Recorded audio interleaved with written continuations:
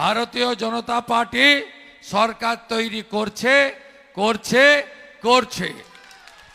আমি সব জায়গায় বলি 16তে 3, 21-এ 77, এবারে 177। আচ্ছা, একটু হাওয়া বদলটা বুঝতে পাচ্ছেন কি? পুলিশ কিছুটা ভদ্র হয়েছে।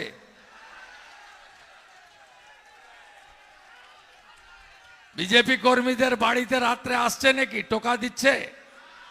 হ্যাঁ, সবচেয়ে হাওয়া মোরগ হলো পুলিশ, সবচেয়ে আগে সেন্ট পায়। এরা বুঝে গেছে 4ঠা মে দুপুর বেলার পরে তৃণমূল তোমার দেখা নাই রে, তোমার দেখা নাই। আমার কথা না বন্ধু, মুখ্যমন্ত্রী ইসলামপুরে বলছেন পরশুদিন, আসছি আসছি, পালাচ্ছি, যদি তৃণমূল থাকে তাহলে দেখা হবে। অর্থাৎ কোম্পানির মালিক নিজে বুঝে গেছেন আর হবে না।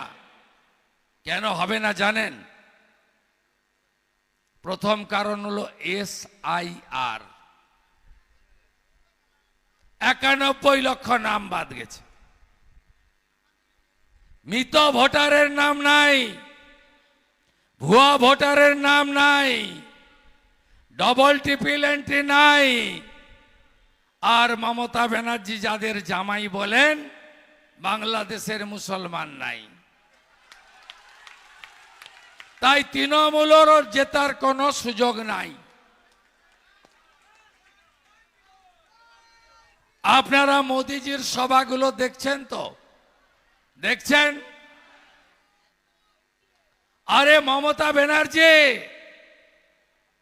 আপনার সভায় এখনো কিছু আছে নিচের তলার বালি থেকে মাল তোলা গরু পাচারের ভাগ নেওয়া পুলিশের অফিসার, ছোট ছোট সিভিক ভলেন্টিয়ারের ইউনিফর্ম খুলিয়ে জামা গায়ে দিয়ে চেয়ারে বসানোর পরে, হেলিকপ্টার ঘোরানোর পরে, 1,500 পুলিশ নামানোর পরেও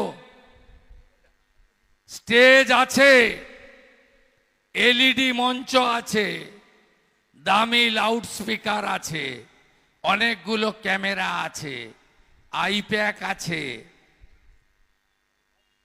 কিছু দালাল আছে, চোরেরা আছে, চেয়ার আছে, বসার লোক নাই। তৃণমূলকে কেউ বাঁচাতে পারবে না এই নির্বাচনে। আর আমাকে আপনারা জানেন তো, 21 সালে এসেছিল আমাকে হারাবে বলে, ভালো পায়ে ব্যান্ডেজ লাগিয়ে হুইল চেয়ারে ঘুরেছে, গোটা রাজ্যের লোককে টুপি পরিয়েছে, নন্দীগ্রামের লোক টুপি পরেনি। 64,000 মুসলমান ভোট ছিল, সব ওকে দিয়েছে। তারপরেও আমি 2000 ভোটে হারিয়ে দিয়েছি। আর এবারে আমি গেছি ভবানীপুরে, দল আমাকে পাঠিয়েছে, আমি নিজেও গেছি। এবারে ভবানীপুরে উনাকে আবার হারাবো, চিন্তার কোনো কারণ নেই।